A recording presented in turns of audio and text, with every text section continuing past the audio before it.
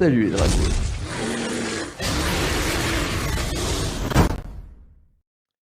Aujourd'hui, je vais vous parler d'un webtoon qui s'appelle Unordinary. C'est un webtoon que j'apprécie beaucoup et je vais vous en expliquer les raisons. On va commencer par une partie spoil et une partie non spoil. Tout d'abord, pour ceux qui souhaiteraient découvrir cette histoire, je vais vous en faire un synopsis. L'histoire se passe dans une école dans laquelle les étudiants sont dotés de super pouvoirs. La particularité, c'est qu'il y a un système de hiérarchie bien défini dans l'école, et cette hiérarchie est basée sur la puissance des pouvoirs de chaque individu. Ainsi, les plus faibles sont dominés par les plus forts, et ce de manière acceptée et institutionnelle.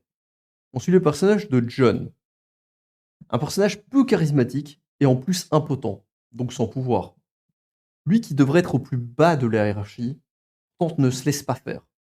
Il maîtrise le combat à main nue et ose se confronter à certaines personnes dotées de pouvoir, grâce à la ruse et à ses talents de combattant. Il est également ami avec Serafina, une élève qui est loin d'être faible. Mais comment a-t-il pu être ami avec elle?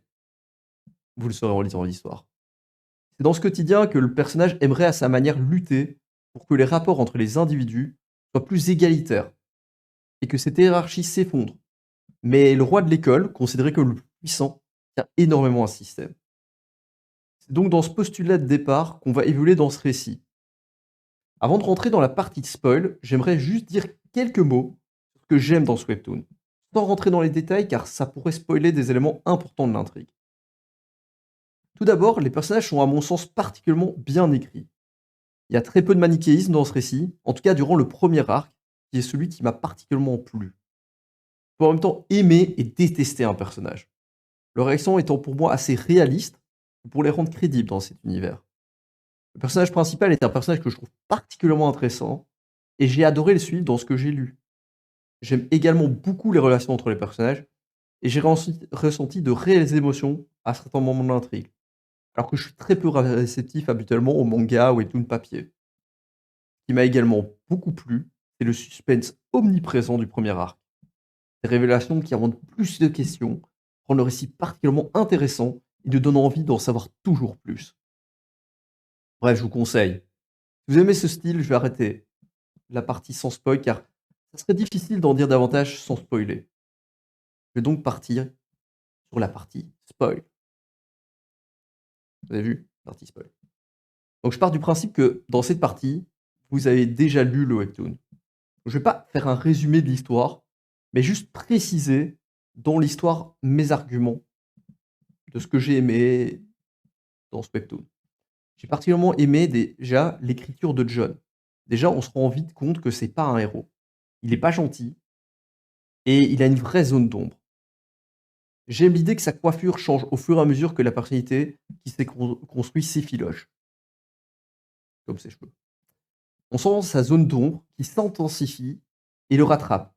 Et la question qu'on se pose lors de la révélation de son pouvoir, c'est mais pourquoi il n'utilise pas ses pouvoirs? On aurait pu avoir d'autres réponses, genre il fallait des conditions particulières pour que ça se déclenche, ou encore il les contrôle pas. Mais non, c'est pas ce que l'auteur a choisi. Il a peur de ses propres pouvoirs. Et j'adore cette idée. En réalité, ce ne sont pas ses pouvoirs le problème, mais ce qu'il en fait. Mais lui, dans sa psyché, il continue à penser que ses pouvoirs sont responsables de sa déchéance. Après tout, sans pouvoir, il n'aurait jamais fait de mal à ses deux amis, ni à toute son école. C'est un personnage torturé, mais surtout très convaincant, je trouve. Il adopte des mécanismes de défense assez humains, reproche aux autres ses propres comportements pour ne pas affronter le fait qu'en réalité, il est lui-même responsable de ce qu'il a causé. Et il a fait ça dans le but de se protéger, car sinon, comment pourrait-il encore s'accepter en tant qu'être humain? Son propre cerveau lui a fait retenir ce qu'il a voulu retenir, à l'aide de thérapie qu'il a eue. Car s'il avait été face à la réalité, il aurait dû accepter ses fautes, ce qui psychologiquement était extrêmement difficile pour lui. On voit lorsqu'il devient le Joker à quel point il veut éviter d'assumer ses responsabilités. Et là, on a envie de le détester pour ce qu'il fait. Et en même temps, on comprend par la suite que ça a une certaine logique avec qui il est et avec qui il a vécu. Et avec ce qu'il a vécu plutôt. Encore une fois, il est plus facile pour lui de rendre les autres responsables que d'accepter ses propres erreurs. Certes, Arlo et d'autres l'ont poussé à bout, mais reconnaître que le coin calme était une réelle possibilité d'amélioration était inacceptable pour lui, car ça lui montrait que la voie qu'il avait choisie n'était peut-être pas la meilleure, et aussi qu'il avait choisi la violence, car cette violence, d'un côté, lui plaisait.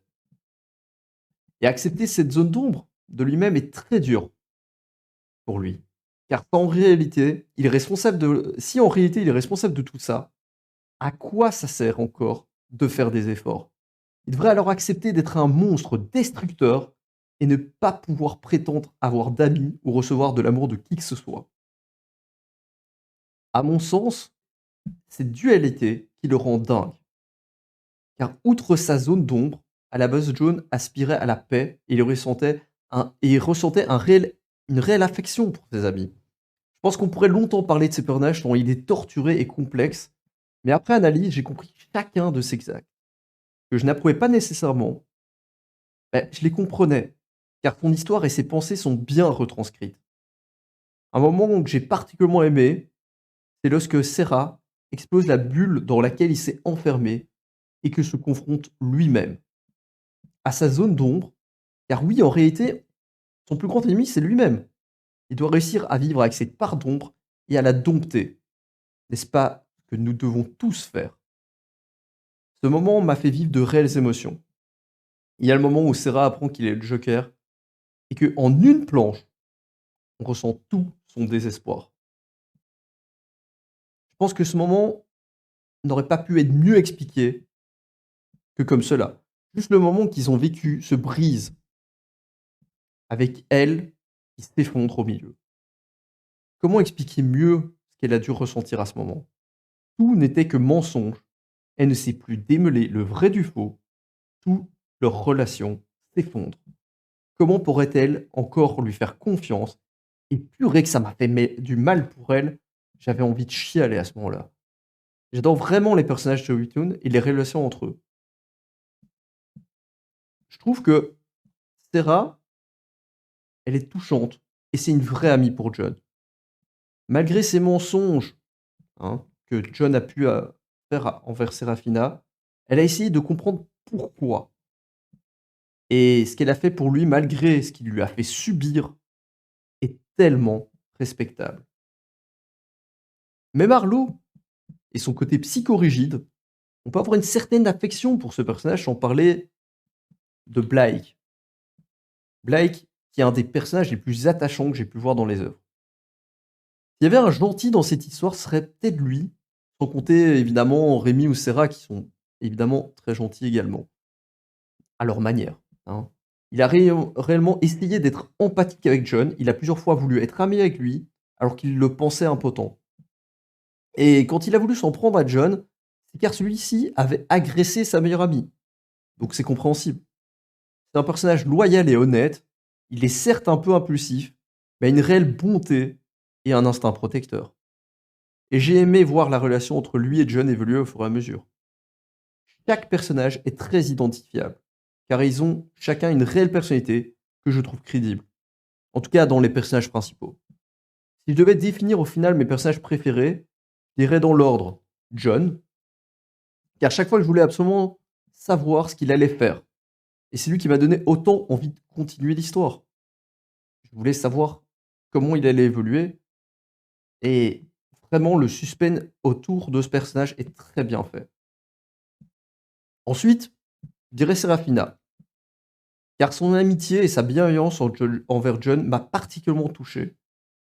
Ah, même après tout ce qui s'est passé, elle est restée très bienveillante envers lui et elle a voulu sauver leur amitié. Et pour ça, ça reste vraiment un personnage que j'apprécie énormément. Il y a après Blake, comme je l'ai dit plus tôt, c'est quand même un personnage vraiment gentil dans ce webtoon. Il a ses moments un peu impulsifs, mais de manière globale, c'est un personnage bon et bienveillant. Sans être pour autant un stéréotype de la gentillesse réincarnée, qui a aucun défaut, et cetera. Et ensuite, je dirais Rémi, parce que même s'il est extrêmement gentil, je la mets après Baek, parce que justement, elle a ce côté un peu trop gentil. que Blythe n'a pas. Il y a des moments où je trouve que c'est un petit peu trop, mais elle a quand même ses petits côtés, où elle est pas non plus parfaite. Alors, je parle souvent du premier arc. Je définis le premier arc jusqu'au moment où Jon veut rejoindre le coin calme, à peu près. C'est-à-dire que tout le moment où il devient le Joker, où il se bat avec les royaux, puis avec Serra, et cetera, pour moi, ça, c'est le premier arc, même si la première saison se finit avant. Parce que c'est vraiment toute toute l'histoire autour de Jon et donc ça, c'est comme ça que moi je perçois le premier arc et c'est là où je trouve que l'histoire est particulièrement intéressante. Après, malheureusement, mon intérêt diminue à partir du moment où, il y a toutes ces histoires d'organisation secrète qui veut s'emparer des pouvoirs. À ce moment-là, je trouve ça moins intéressant. C'est moins sur la psychologie des personnages, c'est moins sur leurs relations. C'est une histoire où, bah, tout d'un coup, on veut leur voler leur pouvoir. On quitte un petit peu, l'idée du premier arc et c'est vrai que mon intérêt diminue à ce moment-là. Franchement, je pourrais encore dire beaucoup de choses sur ce webtoon, mais je préfère rester plus ou moins synthétique, histoire que ça me prenne pas trop de temps à préparer et que ça fasse pas une vidéo trop longue. J'aimerais réellement savoir ce que vous en avez pensé de l'histoire et des personnages, ainsi que leurs relations. Quels sont vos persos préférés et pourquoi? Dites-moi vraiment parce que je lirai attentivement les commentaires et j'aimerais que vous partagez vos ressentis, comme ça, moi-même, je vais pouvoir réagir en fonction de ceci. Sur ce, à plus dans le bus les dragounes. Ciao! Je vais mettre un bêtisier après avec toutes les mauvaises prises parce que je sens qu'il va y en avoir masse, quoi. Justement parce que c'est pas bon. Blablabla. On va ah putain, je sais plus parler, va te faire foutre. Je recommence. Particulièrement. Fuck it. Fuck it. Fuck it. Là, j'ai raté des trucs, je vois plus où j'étais. J'en ai marre. Je dois tout recommencer. J'en ai bras le cul. Oh putain, c'est dur. Je me plains les youtubeurs en vrai, hein. C'est compliqué de pas faire de mauvaises prises. Et que, et que je n'arriverai jamais à finir cette vidéo parce qu'à chaque fois je suis déconcentré. C'est super chaud. C'est un personnage torturé mais surtout très convaincant. Je trouve il a oh non, je suis perdu. J'étais super loin dans l'histoire. J'y arriverai jamais. Putain, j'étais loin dans mon texte. Que j'apprécie beaucoup. Et je vais vous en expliquer les raisons. On va commencer par une partie spoil et une partie non spoil. Et ça foire déjà parce que le parti spoil était visible. Et je dois recommencer.